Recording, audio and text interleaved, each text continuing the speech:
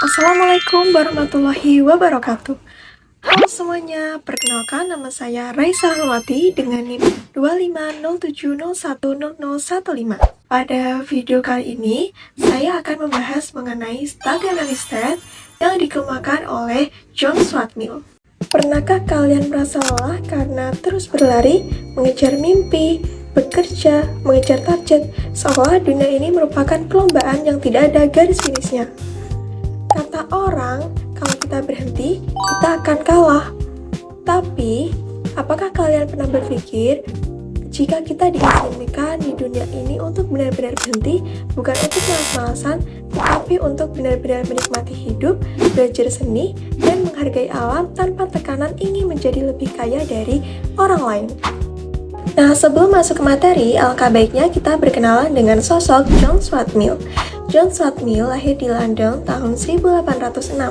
John Stuart Mill ini bukan hanya sekedar ekonom loh, namun beliau merupakan ahli filsafat, tokoh politik, dan pendukung hak-hak perempuan. John Stuart Mill ini juga memiliki keunikan dan keajaiban. John Stuart Mill ini sudah mulai belajar bahasa Yunani pada umur 3 tahun dan mulai membaca dan belajar buku besar sejarah berat. Nah, John Stuart Mill ini juga merupakan jembatan antara ekonomi klasik yang berfokus pada produksi dan teori ekonomi modern yang berfokus pada kesetaraan sosial. Nah, teman-teman, coba perhatikan tulisan, ketika ekonomi berhenti, maka kualitas hidup dimulai. Apa sih maksudnya? Mill berpendapat bahwa manusia itu tidak perlu untuk bekerja terus-menerus tanpa henti. Ada kalanya bahwa kondisi fisik sudah merasa cukup dan disitulah manusia harus benar-benar berhenti dan mulai menikmati hidup. Bagaimana sih cara hidup tetap enak padahal pertumbuhan ekonomi itu berhenti? Nah, di sini saya akan mengajak teman-teman semua jalan-jalan ke masa depan lewat pemikiran John Stuart Mill. Yang pertama ada batas modal. Batas modal itu istilah mudahnya berhenti ngejar setoran tanpa henti. Coba bayangkan, apabila ada sebuah gelas yang kita isi air terus-menerus tanpa henti, maka air itu akan membazir kan, akan terbuang sia-sia kan? Nah, begitu juga dengan suatu negara. Apabila suatu negara sudah memiliki cukup teknologi, cukup uang, dan cukup pabrik, maka disitulah saat negara itu mulai berhenti berfokus pada efisiensi, tidak untuk menambah terus pabrik yang nantinya malah akan membuat alam itu rusak dan membuat persaingan yang tidak sehat.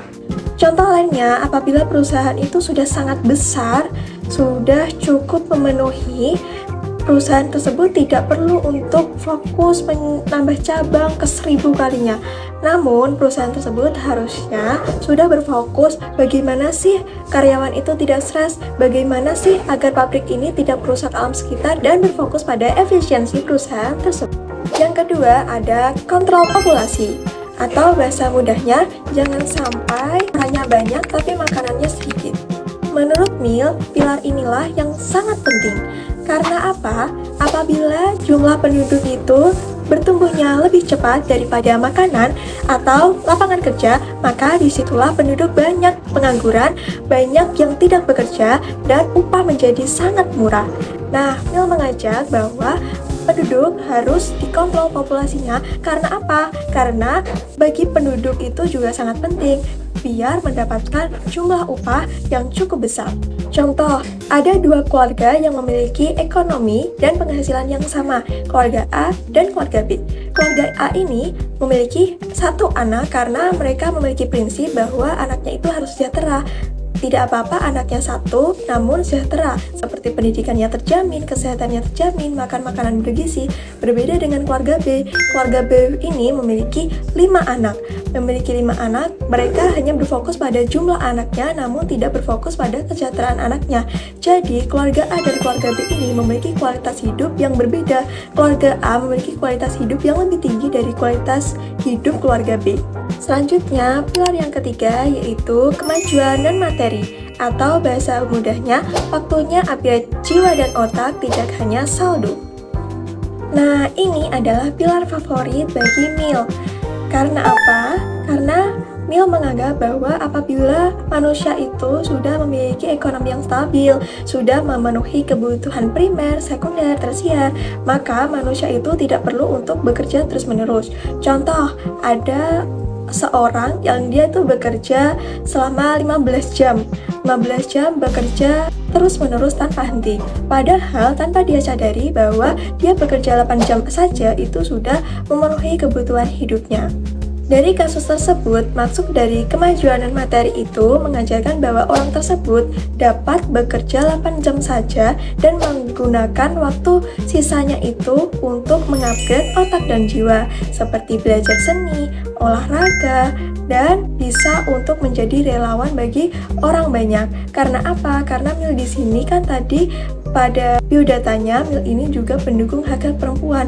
Mill ini sangat berpeduli terhadap sosial.